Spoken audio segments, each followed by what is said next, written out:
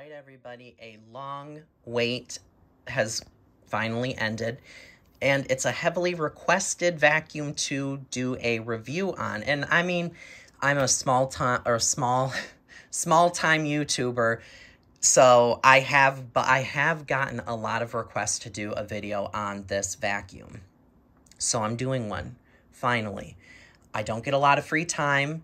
And fair warning, this will be probably a relatively lengthy video, and a lot of it's going to be just talking about the machine because I'm, of course, going to vacuum with it. Obviously, I'm going to vacuum with it, but I really think that this is more of a enthusiast collector type vacuum. Not many consumers that are just looking to buy one vacuum for their house are going to watch this video.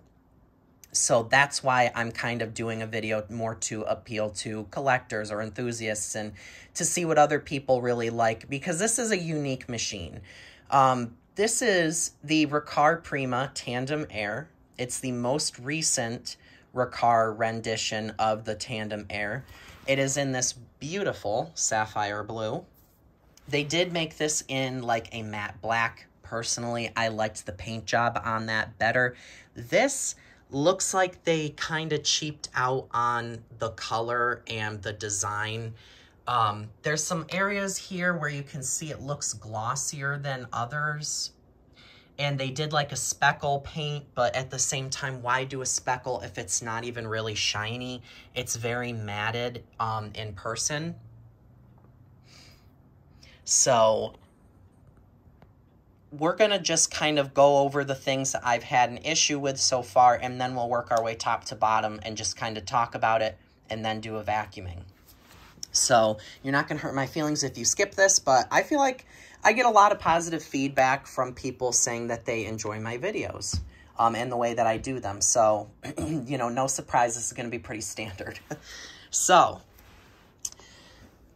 now, when I got this out of the box, it had a crack here on one of the sides of the wand. It was on this side or on this side, but it was a split right down here, and the wand was not staying in place.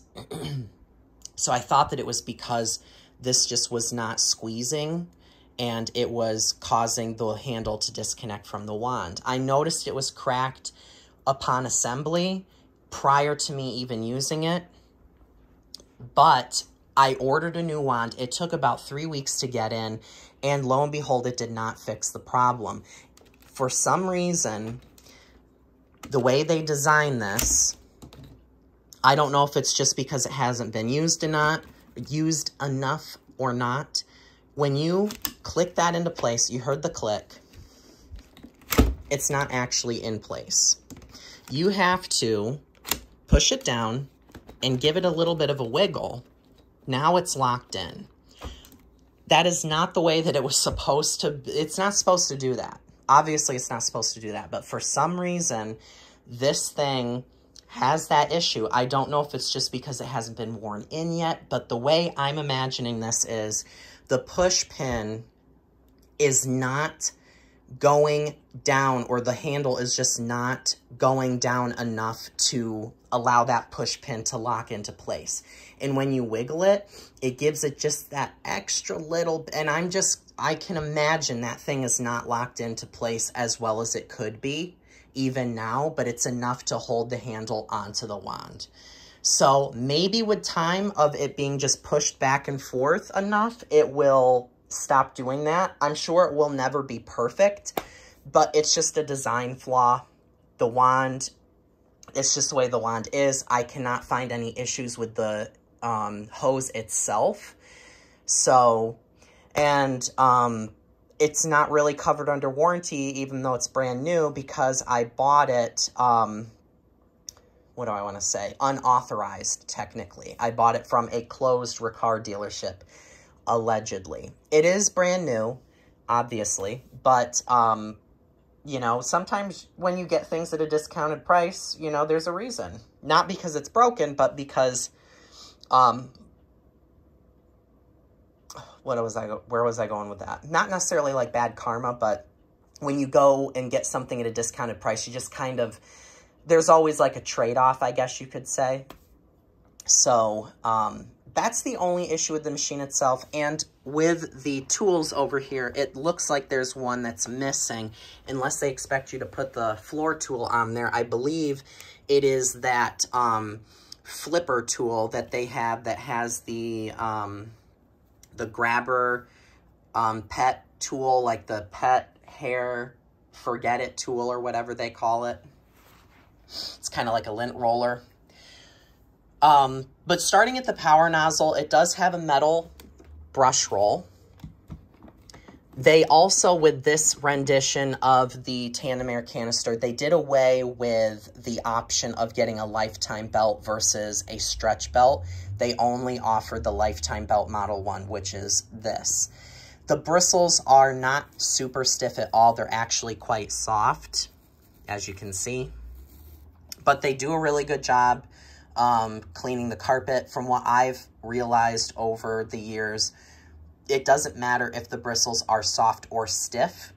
It's more of like the design of the brush roll, the torque of the motor driving the brush roll, cogged belts versus stretch belts that can slip, and also airflow suction, the design channel or the opening of the cleaner head to allow, and even the wheels. Do the wheels allow the machine to really clamp down on the carpet, or are they keeping the machine up above the carpet? Like my Hoover Platinum Collection bagged upright. That thing, on deeper pile carpet, it really pulled the fibers into the vacuum rather than the vacuum really sitting on top of the carpet. But on low pile, it really didn't perform well at all. It's not, to me, so much the bristles themselves. Obviously, stiffer bristles do create, like, quite a vibration and agitate deeply. But, I mean, Hoover uprights, like my self-propelled wind tunnel, had very stiff bristles, but it didn't really groom the carpet as nicely as this thing will fluff the carpet up. So I guess what I'm trying to say is the bristles, the stiffness, the not stiff, I mean, yeah, we comment on it, but I feel like there's a lot more to it when it comes to grooming the carpet. It's not necessarily if the bristles are stiff or soft. It is a direct air power nozzle, of course, so you've got to be very careful with vacuuming up things. We are naturally, you know, inclined to run over anything with a power nozzle on a canister vacuum because it's straight suction, or not straight suction. It's a clean air machine. But with this, you've got to be more conscientious of what you're running over. No big rocks, no little screws and things. You've got to really watch what you're vacuuming.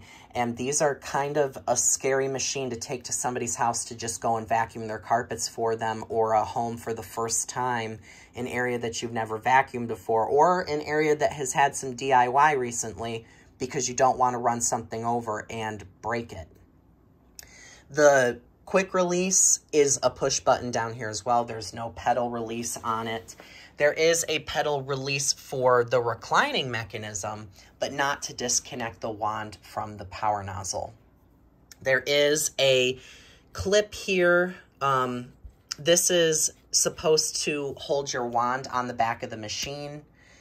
I think if you were to just use the wand by itself, I don't know if the floor tool has a hook on it or not. I don't think it does. This is your telescopic wand button. And then up here you have your power switch. This does illuminate. It's got a nice clicky feel to it. And then here is your suction relief here at the wand, or the hose or wand, depending on how you have it set up. You can open it all the way up or have it all the way closed, which is what I usually do. And you also do have a suction control on the main part of the vacuum. The handle on these are very interesting.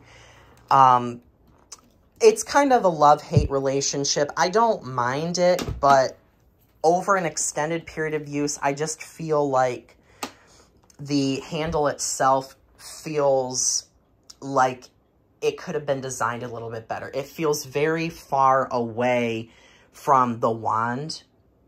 And to me, to swivel this because of the way that it's made, how far away it is from the wand when you're trying to swivel. It actually requires more effort to swivel this, because if you were to just swivel it like from a closer point on the machine or on the wand itself rather than all the way up here, it would cause less fatigue on your wrist. Little things, do I care? Not necessarily, but you do notice it. The hose itself is nice. It's got a great length to it. It is a little stiff. You do have a cord strain or a hose strain relief there. The hose itself is like a crush-proof material, though, of course, it is electrified. I'm curious as to whether you could pop just a standard nozzle, or let's say you had the model below this with just the standard power nozzle. I'm wondering if you could get a tandem air canister nozzle and just put it on this machine and it would work.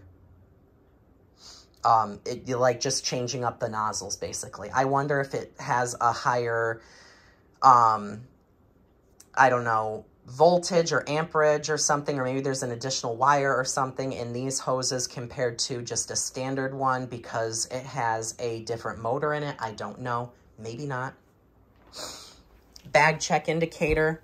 You can attach this tool caddy, which I'm not a big fan of at all, on the main body here. So you can basically do that and it'll lock into place, or you can put it up here because there's another clip on the underside of the handle. I tried it, did not like it, took it off within 5 seconds. Power switch is located on the main body here. Most of you guys already know this, but I'm just going over it. So on, off, obviously, and then you've got your suction control, which feels pretty okay. The bags, it does have a pre-motor filter, a nice sealed HEPA filter. You can see it has like a manual, or it's not a digital bag fill indicator. It's a pneumatic one. And the bags are cloth. It does say uses C bags. And the bag chamber itself is actually quite small. This kind of reminds me of the Electrolux Oxygen canisters in a way, with how small it is. It's got a nice click to it. It's a nice seal. Overall, the canister itself wheels across the floor very nicely because of these roller skate rubber wheels. Here's that holder here for the wand. The roller skate wheels are pretty nice. It does glide very nicely across the floor. It just doesn't have good directional control when you're tugging it along.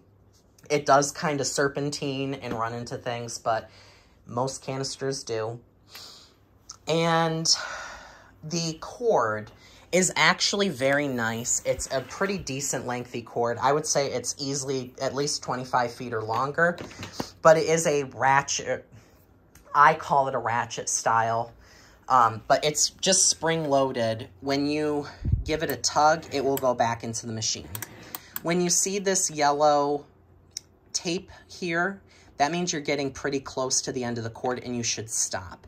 There is a red piece of tape, though you're not going to see it because I'm not going to pull the cord out that far because you're not supposed to. So this is how it stays. There's also a cord hook there to be able to keep the cord from rolling back in if you really want, or probably loop it in there. That way, if you do end up not paying attention and you keep going and you're pulling the vacuum and you get to the very end and it's plugged in and you're still tugging on the canister, of course it's going to pull the cord and try and go back in the machine. So you can just lock it in place there. I'm not going to do that because I don't want to wear the cord. My house isn't that big. I'm not going to have that issue. I really think they should have just designed a normal cord rewind like all their other canisters in the past. I do like that this thing stays upright very well. It's not tippy at all. Some canisters are. Sometimes it's because the hose isn't long enough. Sometimes it's because it's top heavy. Sometimes it's because the power nozzle is not very stable. It's like a Imagine like the Hoover Duros canister, wide but not a deep power nozzle, so of course it's likely to tip backwards. This has a good stance on it. So let's do some vacuuming. Power switch. Very nice and quiet, runs very quietly. It does get hot, so I would always recommend pulling the cord out of the machine all the way when you are going to use it. Right before we start, I do want to go over the attachments. I have said in previous videos on other machines, I do not like these types of attachments. This one, it doesn't really lock into place as well as like my Clean Obsessed canister. The fins are a little bit more floppy. I already am not a huge fan of combination tools. As it is, I've seen very few that I find okay or tolerable to use. These are not one of them, though it does have a rubber inside, so of course when you put this down on a surface, the bristles tend to splay out. You're not going to scratch anything, and even the tool itself is made out of softer plastics. It's not like a really rigid plastic, it's like a soft touch. So that oddly attaches to this, and not very well, I might add. It's very wonky, and you can see to really get it on there so it stays, it splays these out. The crevice tool is short and stubby. It kind of reminds me of a Shark crevice tool, like on their navigators. And then my missing tool, isn't it beautiful? So let's give it a go. Oh, one more thing. There is a, looks like a reset switch back here maybe. It's kind of jiggly.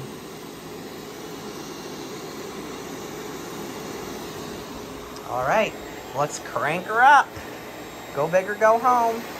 You can see the hose moves.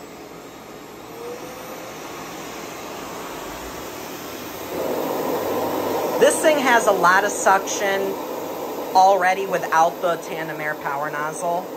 And you can see it will run in the upright position as well. Let me extend this just a tad.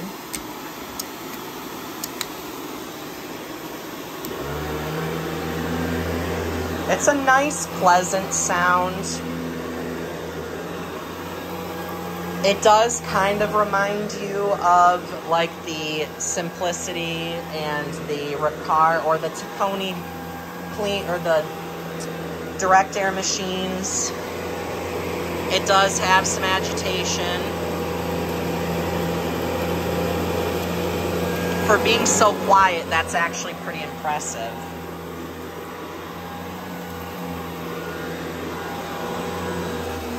And yes, if you pop open the canister while it's running, it will continue to run. And if you run the power nozzle with the canister open or the back door, it will continue to pick up because of the power nozzle having the direct air motor.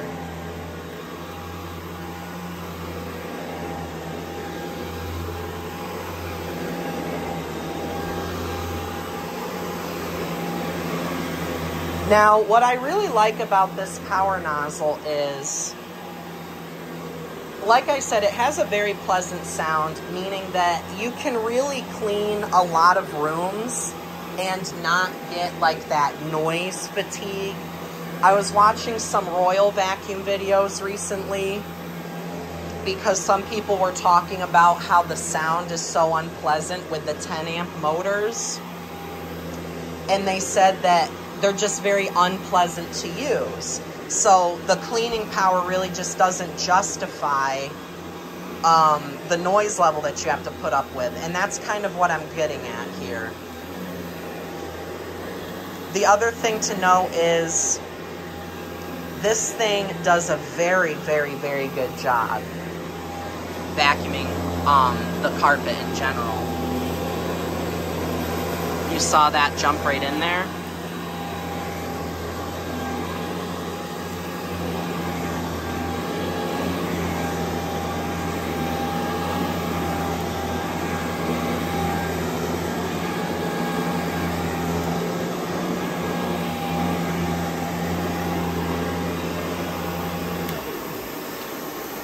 So on this carpet specifically, this does not really pull itself too hard.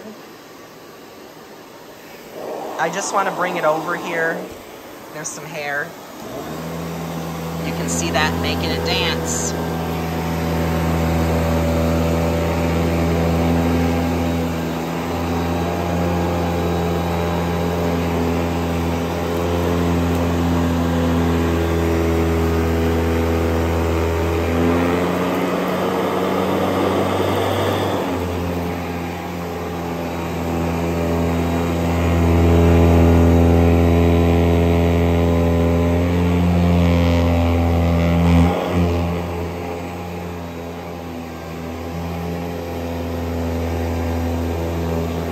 I don't know if you guys can see this stuff moving.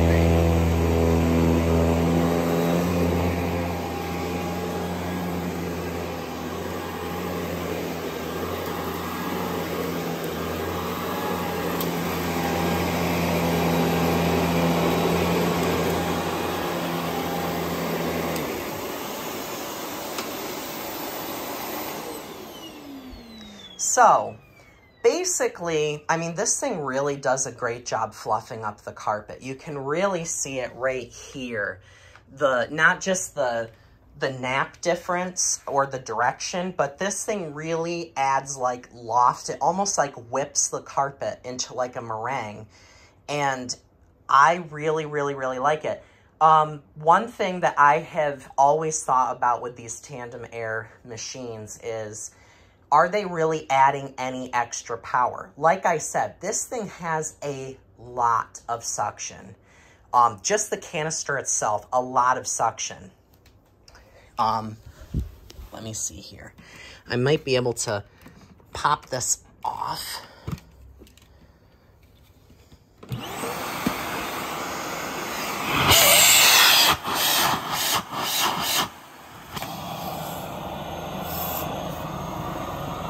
Like, it has a lot of suction.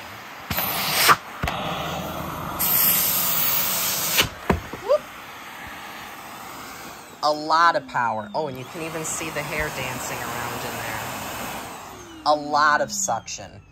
And I think to myself, like, does the power nozzle with the Tandem Air actually add any cleaning effectiveness? I think just what a power nozzle is meant to do in general, if this did not have the Tandem Air design, but it just cleaned the way that it did, or I shouldn't say clean the way that it did, but if it doesn't add any extra benefit, I guess I should say, or any extra power to the vacuum, I would still prefer it over other machines, even like the Clean Obsessed, let's say. It's a nice machine to use, but this thing really, really, really, you know that the carpet is very, very, very clean. It just does a great job. It's a never fail. It's one of those machines that if you needed somebody to vacuum for you and they aren't good at vacuuming, or I shouldn't say that, but you knew that you needed to give them something that was really going to clean the carpet and impress them, this would be one of those types of machines.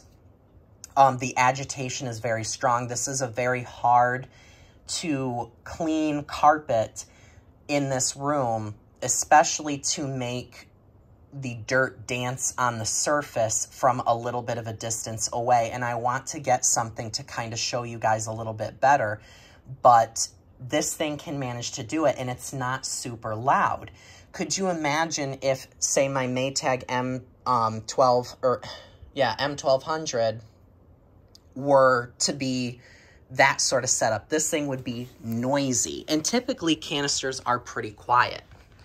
And if you look here, you can see like the height differences in the rug. especially like right in this area here, you can see that height difference. This thing really adds like a lot of loft to the rug. It really stands up the rug a lot.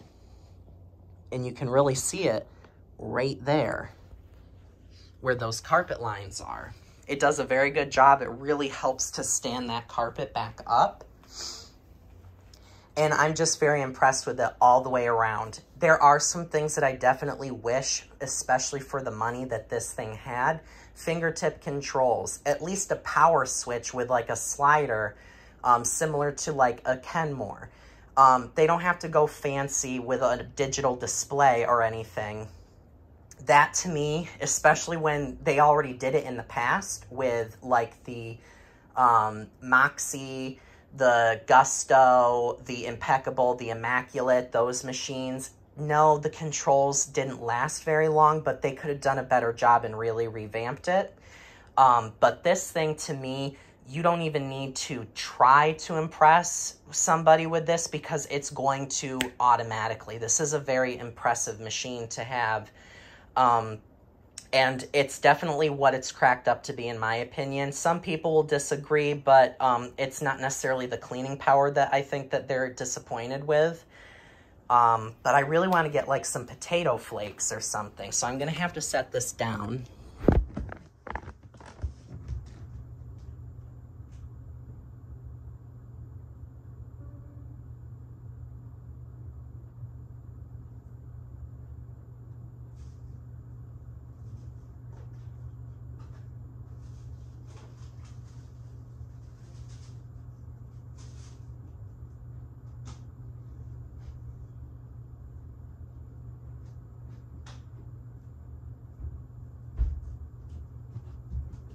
Okay, so I'm just gonna put some rolled oats actually down on the floor. Now, I did a video with my Royal 8200, which I don't own anymore, and that thing really made stuff dance, but those are potato flakes. They were a lot lighter. This is rolled oats. They're or instant oats, Quaker oats, so we'll see what it can do.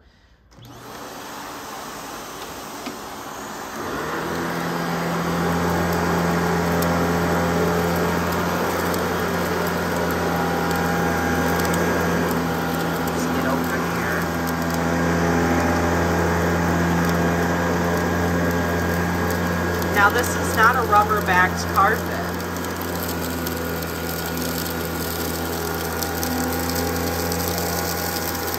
And also, it picks up quite a bit just on that first forward pass.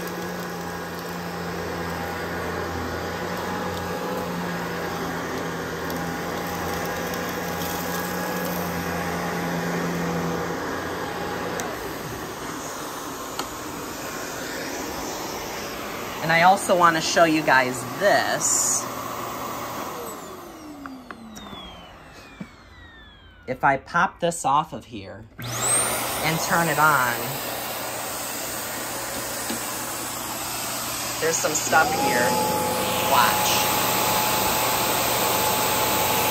See that?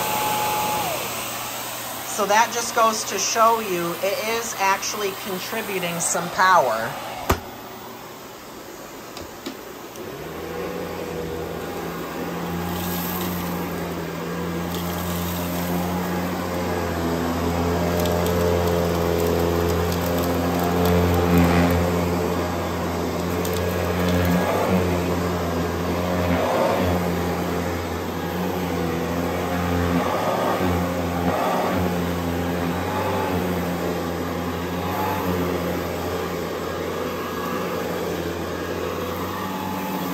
Beautiful carpet lines. This, to me, is everything that you could probably want in a canister vacuum. And I'm not even partial to Riccar and Simplicity. I've owned their machines in the past. I've never really been disappointed with them, but I've kind of felt like, you know, they made a good vacuum for the most part. I'm not a huge fan of, like, the classic bypass type machines. You really have to wow me. Anything like Panasonic's, I liked the shape, but Panasonic's, Cirrus, the Simplicity Symmetries, the Riccar Vibrance type machines, Maytag M700. I think I said earlier Maytag M12000. I meant 1200. But those types of machines, like those bypass uprights that kind of follow that dial-o-matic type design, I feel like when they've got the suction inlet all the way over to the one side of the machine and those stretch belts, it's just a bad combination. The stretch belt always stretches out and it doesn't handle thicker pile carpet. And I mean, the brush roll's aggressive, but it really feels like because the air channel is so off to the side and you're going across the carpet relatively quickly, the machines just don't have enough time to get the suction or the dirt from one end of the nozzle to the other. So the cleaning is iffy. The power is there, but the design is not.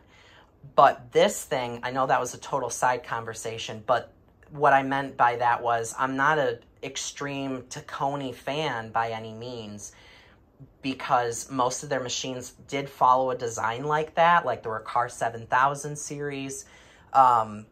Good, reliable vacuum, but this thing I really, really, really enjoy, and I'm really glad that I took the plunge and bought one. So, it's been a while since I've done a video like this one, so I hope you guys enjoyed trying to get back into it. I do have a good amount of machines to review, and hopefully tomorrow I can do some carpet shampooing. So, thanks guys for watching, and stay tuned. Oh, and let me know what you guys think. Not a lot of people have this machine, so I really wanted to go all out for the most part and give like a thorough review, because some people may not have the means. Some people may never want to buy one of these, but they want to live vicariously. I don't know. So in terms of feeling or being able to really get a sense of what this machine is. So yeah, comment, let me know. I'd love to talk to some people about this machine. You know, that's hit or miss depending on what vacuum you're showing somebody. It's not always a conversation that people want to have because it's just a typical vacuum, but this thing's actually pretty special. So thanks for watching.